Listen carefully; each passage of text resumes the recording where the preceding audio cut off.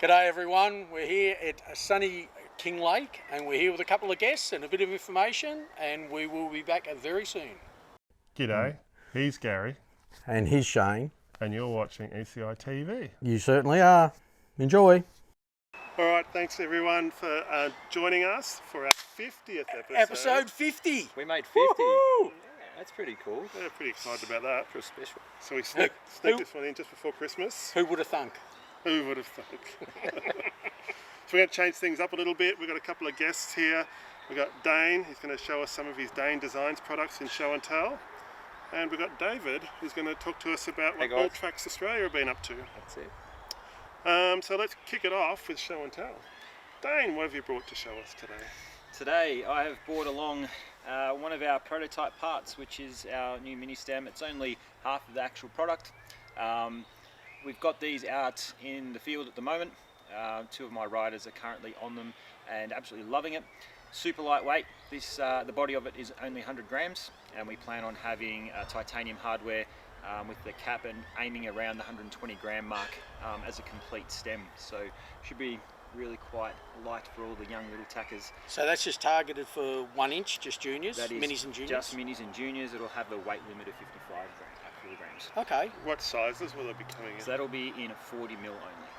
You're not going to do the custom sizes like you used to back in the day? No, custom sizes, a lot of people balked at the price of custom stuff, which is understandable in the current climate, but when we were doing numbers in the top caps and things like that, it was an extra $50 or $60, and when you put the retail price of the stem, you look at over $200 for a stem. It does get a little bit expensive, so we've just tried to cap it off at standard sizing and leave it at that. Also, we've got, these aren't exactly new, our V2 chain tensioners. Difference here is we've actually found some really good bolt upgrades. These are a 6061 T6 bolt, which shaves heaps of weight off. A pair of chain tensioners will come in at 52 grams. So super lightweight, billet aluminium, everything, and it's super nice. Geez, they are nice and light, aren't they? You see a fair few chain tensioners that'll have a locking nut on it. Is that necessary, or do you believe because there's pressure on that you won't have any movement on it? My normal ones have a locking nut, okay. but that's because of a grub screw. Yep. So I've found with these you don't need one, yep.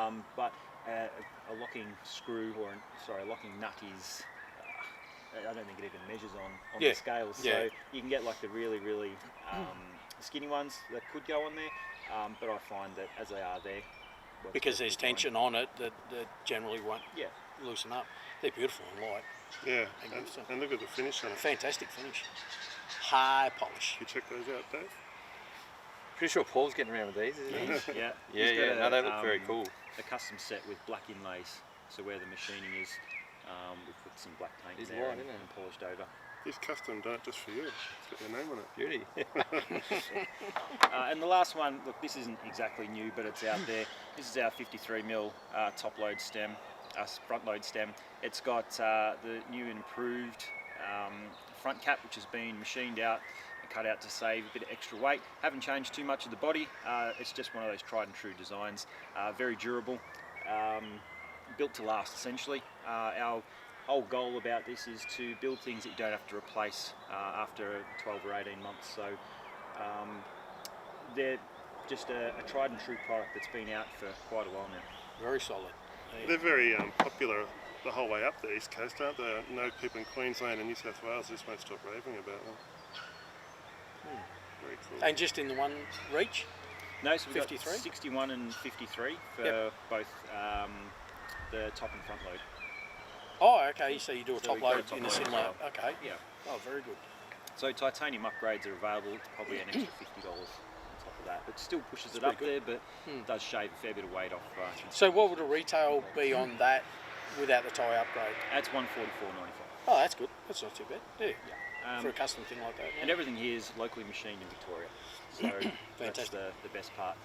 Easy to get. Yeah. Thanks very much for your show and tell, Dane. We've got a whole bunch of news, so boys, if you feel up to it, just jump in and we can talk about any of these items. I'm going to kick off with the BSX2022, obviously the Mongoose BSX2022, tracks here in the background. Dave's been helping me do a bit of work on it today. Dane's helped me over the years, many hours. I haven't done anything. You just sat around and watched quite a bit, haven't you? Yeah. We've got a lot to catch up on, a whole bunch of new partners. ThingLab have jumped on board as our gold partner again, supplying a trophy base for our number plates. I actually had one in the house, and if I was organised, I would have brought it out. But You reckon you're not organised? We've got no power, we've got no tripod, and you're not organised. keep an eye out on our social media, and you'll see one of those very soon. All Tracks Australia and Dig Solutions have jumped on board. Thank you very much, Dave. Radio and BMX International jumped on board as a gold partner as well. In the past, they've supplied complete bikes. This time, we've got a box full of goodies. And Mabo and Kickass are a new sponsor for us, so they'll be coming down and joining in on all the festivities. I'll have a display here at the track. Oh, cool. And Mike Daly's also going to have a ride himself, so that should be a good one. Is that Mike's first time here? Yeah, I've never actually met him face to face. Okay. So it'll be good. He's going to be sitting next to District Cycles. They have their tents next to each other, so if you see something at Mabo and you like it and you want to buy it, just take it next door, and District will be able to sort you out. Perfect. We've got online entries and spectator tickets are available, so if you want to get onto that, go to bmxultra.com/bsx, and you should have lots and lots of information there for you.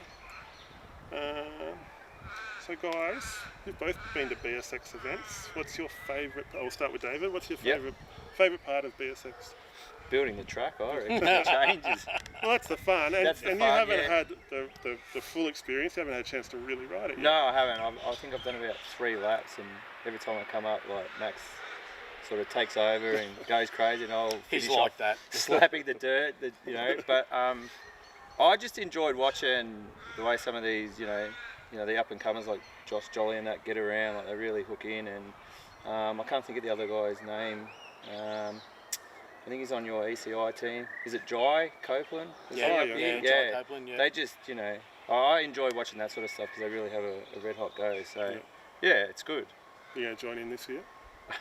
I don't know.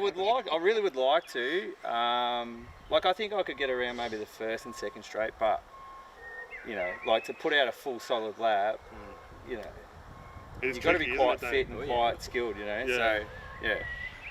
And Dane, you've been up here quite a lot, helped us build some pretty crazy jumps and hips and corners and stuff. Yep. What's your favourite part of BSX? I actually think it's the skill that you need to get around the track. A lot of people come here and think that it's just going to be another backyard track. They can rip around it full speed, but it really does take some really intricate skill to get around. Absolutely. It's very tight. And, the saying less is more, more truer than being at BSX, and just watching everyone actually navigate around it's just awesome to see. A lot of underdogs come out, I feel. Some people who've got awesome ability on a bike, but not in a race might not be as up the pointy end a lot, but it might not be as strong or as That's physical. a really good point, actually. Yeah, you do see a lot of guys can come here and show, their background and their skills, but in racing maybe, they don't want to put it right out there, but they come here and you can really see their different styles come in. It's cool. But just the environment itself. Yeah, it's an awesome day. It is good. It was hot last year too. You literally walk away just, I've had a great day. You're supporting good charity, get to see everybody, hang out with everyone. Gary, you've been to a few. Been to one or two. What's your What's favourite? my favourite? The haircut. Hanging out in 40-degree The temperature. 1 year haircut. We've had a few hot ones. And wet ones. And wet ones, but wet ones are always good. And I suppose just the atmosphere of the place. It's the whole idea of fundraising for the Royal Children's Hospital is just puts you in a good frame of mind. Yeah, everyone feels generous. Everyone's here to have a good time. There's no animosity. There's no arguments because we're all here for a good cause. So that and the barbecue. Don't mind the barbecue. It's just a good day. It really is. It's enjoyable. We've been involved for a while, and from the start. All 17 years? All 17 years of it, and always will be. What's your favourite part? My favourite part? I think it's just when seeing... it finishes. Just seeing everyone enjoying themselves. We try to put on a fun day, and sure, not everyone's happy 100% of the time, especially when it gets uncomfortable at 40 degrees and hot and sweaty, and someone might head shaved and but in general we tend to do all right, and then I think we average about $4,000 to $5,000 as a donation to the Children's Hospital Which each is year. awesome. Yeah. So I think we've raised over $70,000 in the 17 years we've been going. Yeah, wow, that's huge. So just, you know, everything seems to fall together. There's a lot of stress between myself and Glenn, who helps me run the event, and then just everything leading into it as well. But yeah, it's all worthwhile in the end. I don't think anyone appreciates the amount of work that you, Glenn, and others, you know, put into this event. It really does just sort of take you over, or take your life over for probably 3 months leading up to it, doesn't it? Yeah, I don't really get a chance to enjoy Christmas quite like everybody else does. but I enjoy actually spending time on the track. You know, the social side of just as much as I enjoy the social side of racing, the social side of just getting together, having a dig, having a ride, and then, you know, pushing each other to evolve as riders and improve your skills and everything else. All right, something I'm very excited about is BMX Ultra is celebrating 25 years this month, which means you're not very far 24 behind. years. No, it means I'm 24 and a half years, I think.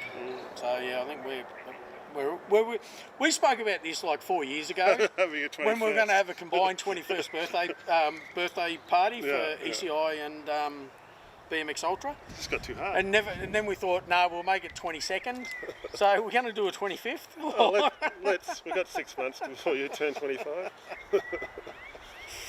Yeah, 25 years, a long time, mate, but it's been fun. Yeah, I did have a lot of plans to pull some stuff from the archives. I'm slowly finding it, but it might take a little bit longer than the 25th anniversary to get it out there. So it might be more like the start of next year, everything after BSX, I'd imagine. I'm interested in 25 years, like for both of you, in being in BMX. Has it changed? Like from the day that you sort of started open and now to where you are now, like, is it that, like, you look at a BMX bike and you think, what could change and what could happen? BMX, the equipment's changed dramatically. Yeah. There's no question about that. The whole concept of BMX, like, yeah, the tracks have changed, the equipment's changed, the way it's run is changed dramatically. What hasn't changed is the camaraderie and the fun of BMX itself. Yeah. Like, that to me these days is almost exactly the same as what it was when we started, and I presume Shane's the same feeling. It's still just a great sport to be involved in, meet some great people and great environment. A lot of things have changed, but I don't think it'll ever take that away from it. Yeah. So, and hence why BSX has been going and everything like that, because it's the good feeling that you get and the good people and everything that keeps you coming back. But yeah, definitely the equipment and everything's changed. I mean, the introduction of carbon and disc brakes and you know, different geometries and everything like that, we've seen it change over the years. But handlebars going up, going down, you know, just everything changes. Trying different things. Oh God, yeah. And yeah, it's been good. It's very interesting. It's a great business side of things, because people are always trying different things and buying different things. Yeah, yeah. But yeah, it's changed dramatically. But the sport itself is still thick. One thing I've noticed is people tend to be more serious about their BMX racing, with a lot more coaching going on. So if you want track time, you have to sort of fit in between all the coaching and club racing and everything else. Definitely.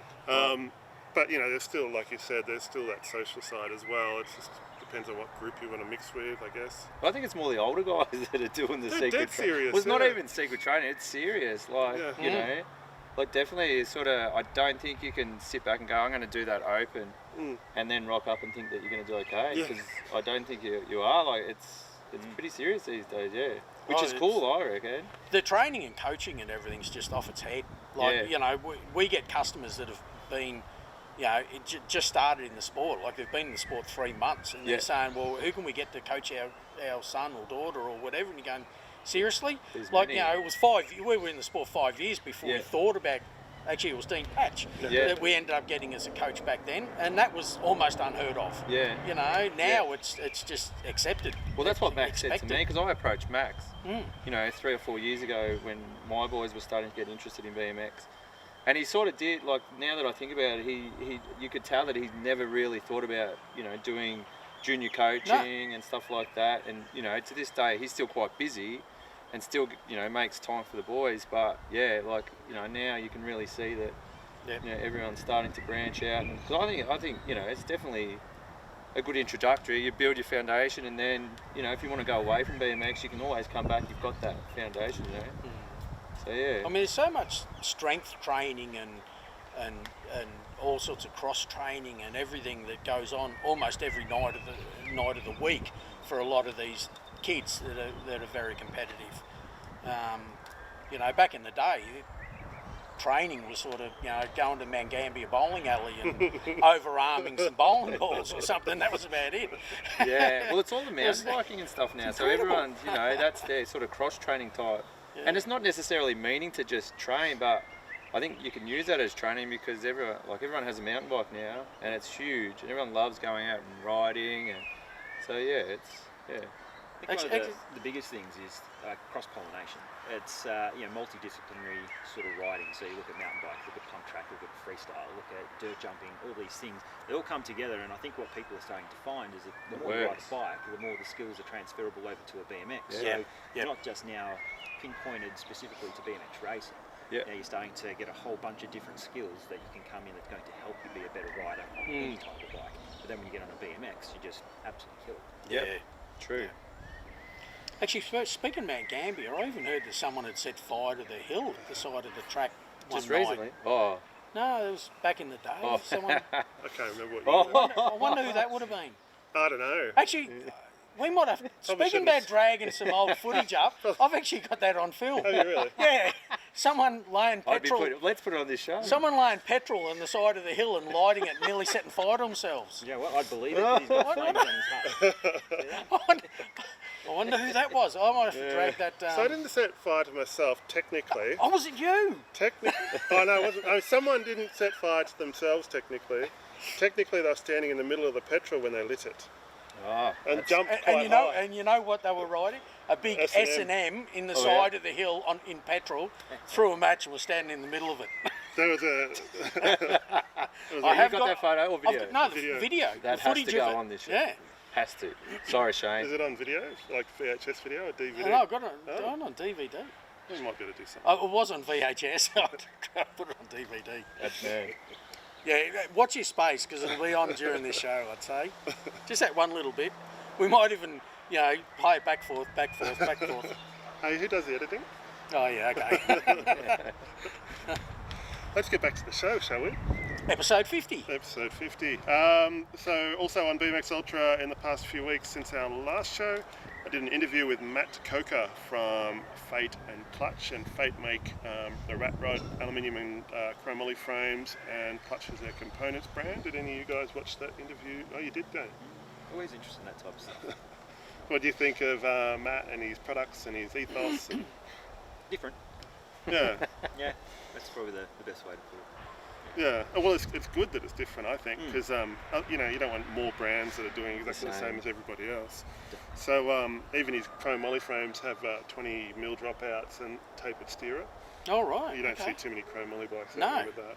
A little bit high end price wise, but it's really kind of pared back and simple looking, and really kind of, I like the way it's all set up.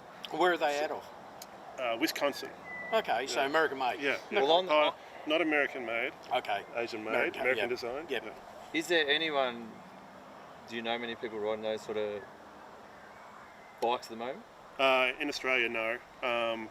He's really, I think the brand only really kicked off maybe 2 years ago as far as manufacturing frames. Yeah. But they're doing pretty well in the States. I follow them on social media, and there's quite a few people out there sharing their bikes and their builds and stuff. All right, next one. There's another bobblehead that I can add to my collection, coming out of the Supercross headquarters there. It's an MX mug, so it's part of the Radical Rick collection. You saw the Radical Rick and you saw the Scuzzer, the villain. So this one's MX mug. You remember MX mug, don't you? No. I know Radical Rick. Yeah, Radical Rick. No, God. Tim from Portland's got it up in his shop. Oh, right. And he had a guy come in and do this work for him, and he sprayed that, and he's like, "That's Radical Rick." Like, and the Ballarat container has Radical Rick on the side. I know Radical Rick. Oh, you do? Okay. But not MX Which mug. just done a MX mug. All right, Yeah, I need no. to move along, don't I? You're talking to the uneducated here. So, as part of ECITV, we've done a couple of videos as well. So, have you guys watched the Victorian Championships videos that Gary took all the footage of? But these are because you guys taped the finals, didn't you? Yes. Yeah, so we did Saturday and Sunday. I haven't actually sat down and watched that, but Dan? would like to. Only watch the good stuff. Only the good stuff. 40 to 44. That's it. The Stand, cars to beat. stand out all day in that sun and no one watched it. I watched it. I'm sure there would be people watching it. Yeah. It's doing all right as far as views, so you should be proud. Oh, very good. Okay. I think next time we'll get another cameraman though, not to replace you, but to What was give your us. favourite race for the day? Hey? What was your favourite final for the day? The last one, so I can go into the shade. Well, that would nearly be 40 to 44 there, wouldn't it? Yeah, close. We should thank On Cycling for allowing us to do that. And the other video was the bias opinion. So we did a catch up with Michael. It was the first time I'd spoken to him since he was in Europe, and he'd been riding at Crankworks and running a bunch of clinics, and so it was just a good catch up. Did you watch that one? No. Dane? Dane? With Gary. No, sorry. All right. I have seen some of his stuff though. Sorry, Michael. So the one other person that watches it, Michael, it's up on YouTube for you to watch. If he comes to BSX, we'll promise that we'll watch it. I don't think he's coming. It's like they're a not week there. before Christmas. Like anyone's got time to sit and watch videos. That's the best time to watch videos. Jeez. And we've got some events coming up. Actually, let's talk about the Grands first. So the Grands was a few weeks ago. Dane is a bit of a Grands expert. He's been quite a few times. 7 we discussed. That's incredible. 7 times. So some of the highlights I wrote down was the Bike of the Year went to Supercross again. I think it was their 5th in a row. The Team of the Year went to Supercross. Joris Daudet took out the overall men's win. Felicia Stansel took out the overall women's. And they had a massive 930 something motos, which I think is a record for them, which is interesting because there wasn't as many internationals as what they normally would have had. No. So it's only going to keep getting bigger, obviously. So Dane, you said you watched the whole stream. So what were the highlights for you? I don't think the highlight of watching it, I much prefer to be there. Yeah, so yeah. it's current climate, I think, for people that are used to going over there, would have been quite hard to sit there and watch that, me especially. But I think the overall, the broadcast itself was really good. Like in previous years, your connection, the live stream's been a bit choppy. Sort of like And not trying as to many catch up. cameras in the past years either. No. I noticed there's quite a few this time around. They showed heaps of stuff. No, but that was really quite good. Moto count's insane. Like, Oh, it's crazy, and isn't it? look, I think they're going to start to really branch it out into, maybe a 4 or 5 day event. I don't know, but they're going to have to, because once we're allowed to travel over there, that moto count's just going to skyrocket. It certainly is. Did you watch any of the Grands? I didn't get on our to, state title no, because it weekend. was on. Yeah, we're up at Shepparton, That's so right. I had to go back and watch it. You can watch it back. I can definitely go back and watch it. Christmas viewing. The bias, that's it. So I've written down here the Australian Championships. So by the time we get this show live, it would have already been run. But hopefully no one hurts themselves. Everyone has a good time. Yeah. Like I've said a few times, I never really expected that we'd have any racing before the end of the year. So it's just awesome that we do. No, I didn't think so. You weren't tempted to go up there, and No, not at all. No, too many things on this time of year for me. it was a bit rushed really by the time they opened things up, wasn't it? Well, I mean, it was even, sort of quite tight, the border opening. Fortunately, they've brought the border opening forward. But yeah, it was almost at the stage where, wasn't it like the 17th or something, they were going to open the border? Yeah, and then the it was practice was like on the 18th. Yeah, it was gonna be tight. so it was going Yeah. to be super tight, so you just couldn't plan for it. Fortunately, they've brought it forward, Yeah. and heap of people. I know people that are heading off tomorrow and stuff like that to go up there, so that's fantastic. Wish everyone good luck, because would have been great to be up there, but yeah, just too close to Christmas. Have you seen the picture of Max asleep at the table in Adelaide? No. Yeah, so he's obviously working really hard and training really hard for this. He's had Isaac over there. Andy Hughes is over there as well, but I think he's injured at the moment. But the boys have been working pretty hard by the look of it. So Fantastic. should be good. I reckon it's going to be pretty, good racing. Certainly will be. Was As there a live always. stream for that one? I went I looking. hope so. You'd think find a so. link. There was one for the Sydney round. So Yeah. yeah. And also on the upcoming calendar, don't forget the Mongoose BSX2022 on January 10th, and Track Attack 2022 is on around BSX, so from the 8th to the 16th at Frankston, Lilydale, Park Orchards, KC, Eastfield and Knox Tracks. So head over to their social media, and I think that's, what do they call themselves? Eastern Region. Eastern Region. Yeah, so look up Eastern Region BMX and you'll find it. You signed on? No. Well, I normally don't race in the races leading into BSX. Yeah, you were saying that. Yeah. So I think I might do Park Orchards on the Tuesday. I'm not sure after that. I haven't looked that far ahead. What about you, Dane? You doing Track Attack? I don't know. I don't know. We'll see how we go. We'll play it by ear. Definitely BSX though. Yeah. Yeah. All right. So No, I won't be. Well, I was going to ask you, but No, probably go it's- all right, you know. Nah, nah, I won't be. I'll probably go Go to a away. couple of the events. Ryan will be going along to most of them, I believe. But Yeah. personally, Yeah, we don't need him it's there. bad time of year for me. We don't need Ryan there. I'll be underwater. So we had Max on the show. God, it must have been 12 to 18 months ago when you guys first started up All Tracks Australia. Actually, probably closer to 2 years. Yeah. So we thought we'd get you on the show since you were sort of lingering in the background anyway. Make the most of it. And tell us how things are going. I mean, you've done a pretty big project, probably one of the biggest track builds in Australia, at least for the last 10 years or whatever, since Sleeman was built. Yep. So how's everything going? It's been busy. Like, it's been really busy. It's sort of, that job sort of landed in our laps a little bit. So Trent from Living Recreation got in touch with us, through other people, and basically said that, he needed a hand to get this project over the line, and we hung up and said, nah. We pretty much sort of high-fived each other. Like, well, it was very exciting. We were, something that we've been aiming for without really trying too hard to get something, and it's been really good. We've been over in Adelaide for 3 months. Start of August we went over, and obviously because of COVID and everything going on, they weren't real keen on us sort of coming back home and trying to get back in. So they're trying to get this thing handed over. In line, they've got something else that's happening. I can't remember what it's called, but they're trying to hand it over in line with that. Oh, there's that cycling festival. Yeah, the cycling festival. And also now they're having the first rounds of the national round, national series. So it's busy times. So for that 3 months, you virtually had to stay there in South Australia. Because Yes. you couldn't get in and out. Yeah, so we tried to get in. The project wasn't quite ready for us to start, but they were trying to get us over. So we attempted to go over, and the borders shut down as we were heading over. So they held us up. We camped up, got a hotel in Conniva. Oh yeah. And stayed there for 4 days and did everything that we could to try and, get into this, to get into South Australia.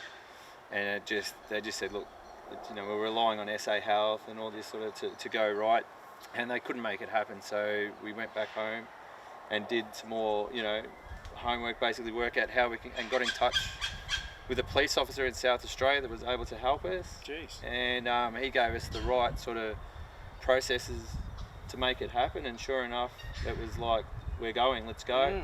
So we, I took the truck and machines, and we took another car over, and away we went basically. Landed in South Australia, did our quarantining and stuff. We were allowed to work and quarantine, and then away we went. But we didn't know we were going to be there for 3 months. Yeah. So the idea was to go over, work, come back after a couple of weeks, have a bit of a long weekend, hit it hard again, but yeah. What's the most time-consuming element of building a track? Because you started from scratch, right? Or did you actually have to clear the ground as well? No, so the civil company, so the principal contractor, engages a civil contractor to come in, and there was a lot of earthworks involved because it had really bad soil underneath the area, like it was real volatile. So they had to dig it all out. I think it was up to 1 metre they dug out over this whole area. It's massive. Like, you can imagine how big, like a Sleeman's is. So that whole area, 1 metre deep. And so when we rocked up, it was basically, you know, from zero, from benchmark basically. So from the bottom of the jumps all the way around, yeah, we built it from ground up. So the most time-consuming thing, I guess, at the time, like at Adelaide, they've got a shortage in trucks. So we were waiting on material. Like they were using, they call it in Melbourne it's a class 3, but it's a crush rock basically. And yeah, built it all up from, in layers and compacted it, and yeah, it was the truck. We were waiting on trucks a lot. So that sort of slowed the project down a little bit, because ideally you just have truck after truck coming in, build them up, and away you go. But yeah, it didn't turn out like that. So, but it's tough. It was tough times, and it was different times, and yeah, we were still able to make things happen. I think it's come a long way considering COVID and everything else that's gone on. So yeah. Have you ridden the track now that it's mostly built? So yeah, like we've definitely done, like the boys have done like a million laps. Yeah, like I'm used to that with Max. Like we build something and he rides it, which is I love it, because I sort of get to see, it's helped me a lot with building stuff. Like I can see different things now, and but yeah, it's definitely been ridden, and obviously, like I said, being able to ride it and check it out, we've been able to adjust things on the fly. So that sort of helped as well. Yeah. So Adelaide, obviously the Sam Willoughby International BMX Centre, whatever they call it. Yeah, facility. Whatever. Yep. That's not the only work you've been doing. You've been helping a lot of clubs here around Victoria also. Yeah. It must be a bit of an eye-opener working with people that have always done it as a volunteer kind of setup, and then coming in as a professional unit and knowing exactly what you're up to, and loose professional. I did say unit. How's it been working with the clubs here in Victoria? Yeah, like the first club that we really worked with was Park Orchards, where Max has been basically, he's a life member there. He's been there since he was 6 years old. So that was one that we really wanted to get, and like when they jumped on board and said, we'll give it a try and see how it all works. I think you could see the relief that they got being able to present an open without having to actually spend, like some of it, they were spending like 10 days beforehand, working on these tracks, and it's, it can be done, but it's just like it turns into something that's not enjoyable in the long run. You know what I mean? Yeah. Like it's still around a little bit, and that's and like all for the volunteers getting out there and having a crack. But it's a tough gig. So to be able to jump in, help them, yeah, it was good. And like we've built up a good relationship now, where if we go riding there and we can see something that they could do to maybe, so we send them an email or a message and say, maybe you should try this or do this, and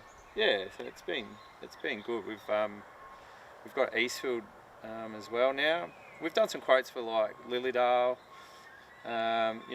been speaking to a few of the other clubs, but it's going to take time to build a relationship, so everyone has that, they know that they're getting something out of it, I guess. Like it's hard to say to someone like, we're going to charge you to do this, and they can do it, as you said, as a volunteer, but it's hard to show.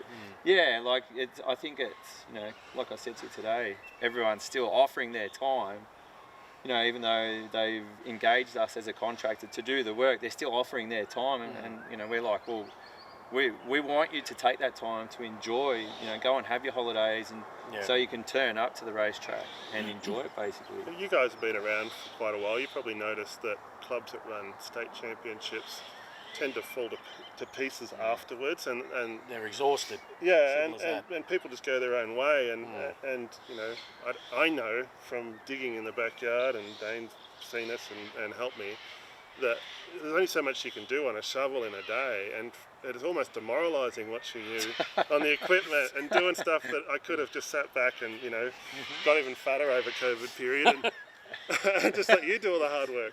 Look, I still think that there needs to be like that, the people getting involved a little bit on different things, because it does, you take pride in what you've got.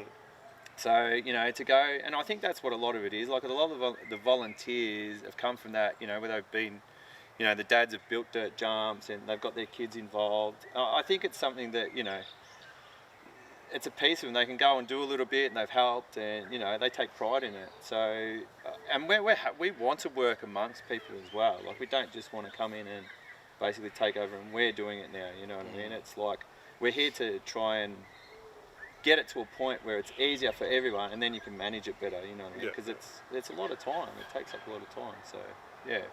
So do you dabble in the soil bonding, like the hard surfaces? Yeah. We're starting to, but it's not for everyone.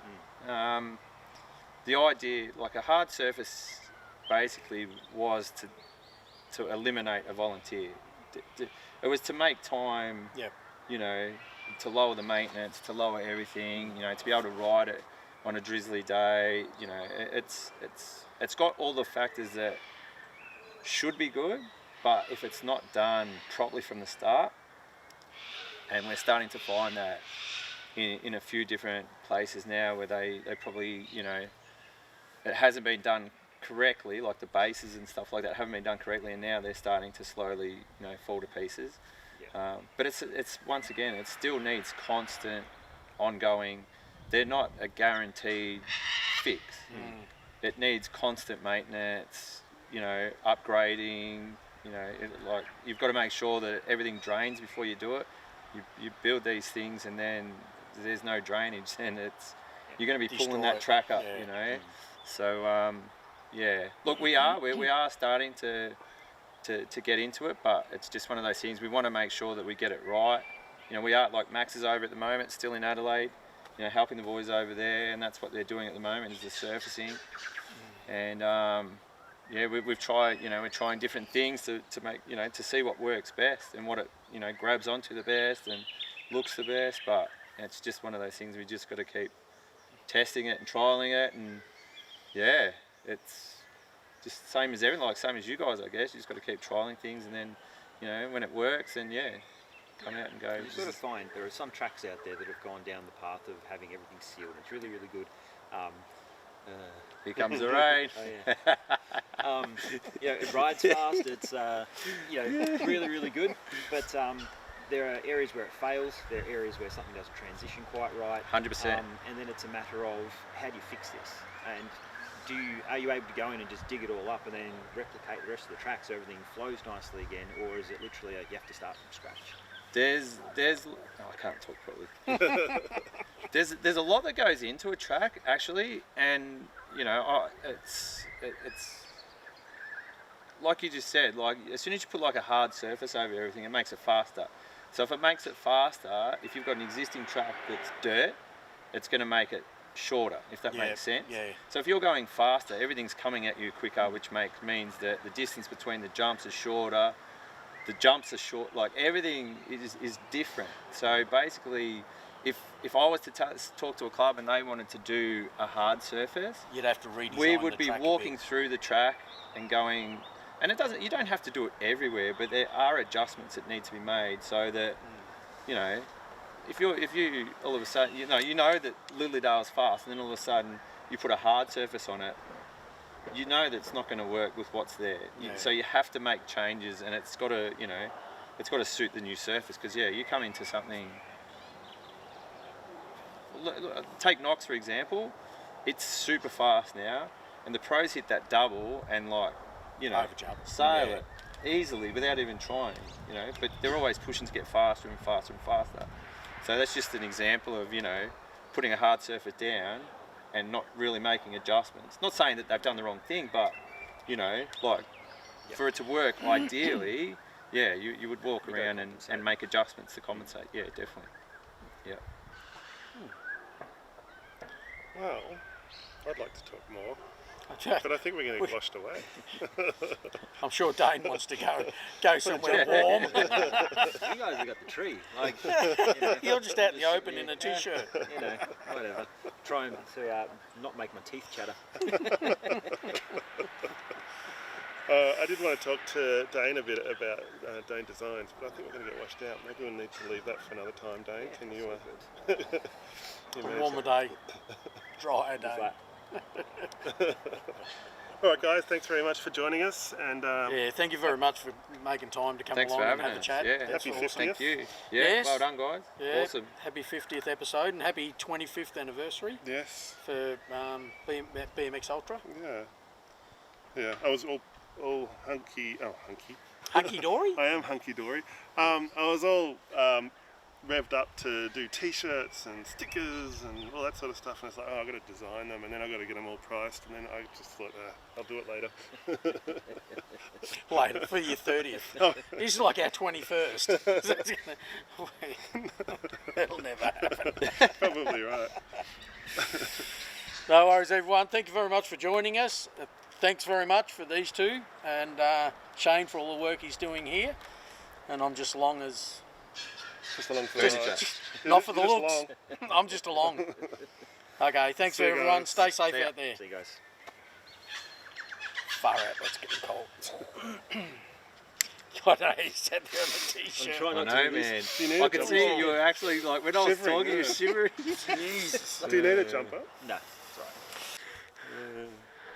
That's recording and it's 40%. Alright, there you Sweet, go. is that one going? Yeah, I think so.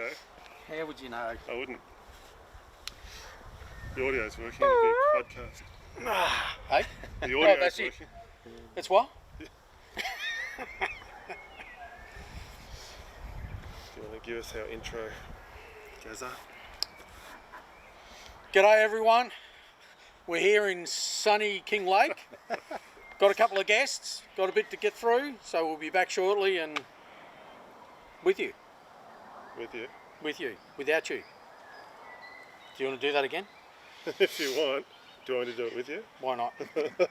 You want to do it with me? We'll do this. Wiggles. I'm just trying to get warm.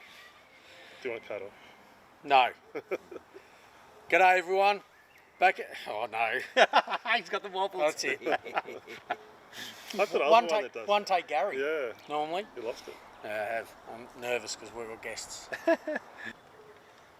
swear to God, I just saw raindrops. Oh, God. Awesome. It's kind of been like It's this all still day. foggy. Yeah, it hasn't rained. Yeah, it hasn't rained. We should be Okay. wearing singlets and oh yeah, right.